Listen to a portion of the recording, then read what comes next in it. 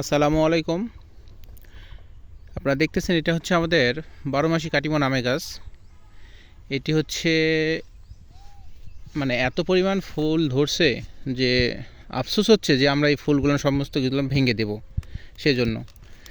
কারণ এটা হচ্ছে মৌসুম, প্রত্যেকটা আমের মৌসুম। এখন দেশি আম যেগুলো আছে প্রত্যেকগুলো আম আপনার ফুল আসছে এবং ফল হবে এগুলোতে।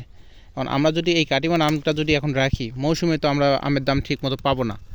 সেক্ষেত্রে আমাদের কাজকর্ম হবে এগুলো সমস্ত এরকম ফুলগুলো আমরা এখন ভেঙে ফেলবো, একটি গাছে একটি ফুলও রাখবো না।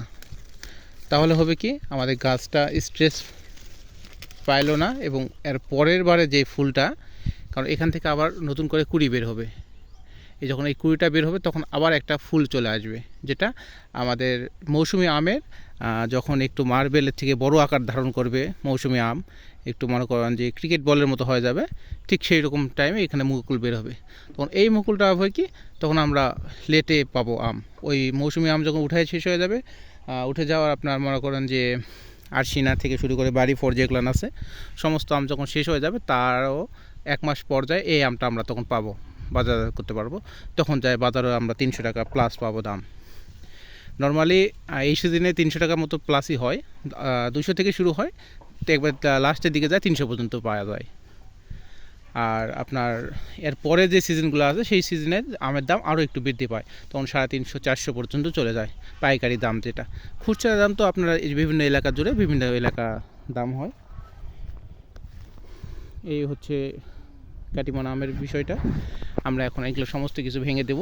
ভেঙে দেওয়ার পরে আবার নতুন করে এখানে গাছের গোড়ায় খাদ্য দেওয়া হবে যেন আবার মুকুল আসে সেই রকম। তবে এখনকার প্রত্যেকটা ফল ফসল হয়ে গেছে এরকম যে আপনার ট্রিটমেন্ট যদি না করেন তাহলে ফল ফসল ওইভাবে আপনার আশানুরূপ ফলন দেবে না। সেজন্য আপনারা কেউ যদি বাগান টাগান করার ইচ্ছে পোষণ করেন, বা হ্যাঁ আপনারা যদি বাড়িতে খাওয়ার জন্য লাগাতে চান, তাহলে 2-1টা গাছ বা 4-5-10টা গাছ, এটা খেতে কিছু লাগে না, যা ধরবে সেটা দিয়ে আপনাদের বাড়ি খাওয়া হয়ে যাবে। কিন্তু যদি আপনারা বাগান করতে চান তাহলে অবশ্যই প্রপার একটা ট্রিটমেন্ট আপনাকে নিতে হবে যেন ফলটা ঠিক মতো আসে। যদি আপনি ঠিক মতো না পান, তাহলে বাগান তো শুধু আমরা ইচ্ছা পোষণ করি আর বাগান করে ফেলি, কিন্তু বাগানের পরবর্তী যে ধকলটা, যে খরচটা আমরা করি, সেটা যদি আমরা ঠিকমতো উঠাতে না পারি, কারণ এখানে একটা বাগান তৈরি করতে তো অনেক কস্টিংয়ের প্রয়োজন হয়, অনেক টাকা খরচ হয়। যদি আমরা শখ করছি এবং শখটা যেন আমাদের সফল হয়, সেক্ষেত্রে আমাদের যা যা করণীয় আমার সেটা করতে হবে, এবং সেটা আগে থেকে আমাদের প্রিপারেশন নিতে হবে এবং ঠিকমতো করতে হবে। যদি আমরা সবাই ঠিকমতো করতে পারি, তাহলে এখানে প্রত্যেকটা ফল ফসলে আপনার কেরিয়ার গড়া সম্ভব। তো সবাই ভালো থাকবেন। আল্লাহ হাফেজ।